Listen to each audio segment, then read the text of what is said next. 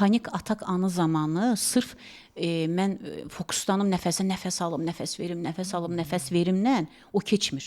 Bəs nə təsir edir ona? Orada mütləq şəkildə nəfəsi verəndə uzadılmış şəkildə vermək lazımdır.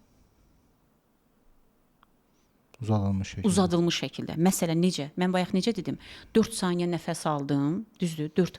Altını verəndə nə qədər bacarırsansa, nəfəsi uzadırsan.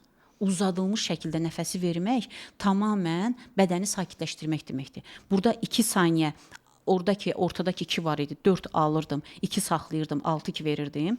2 saniyə səni anidən sakitləşdirir, amma uzadılmış şəkildə nəfəsi vermək, məsələn, alırsan 4 aldın, 2 tutdun.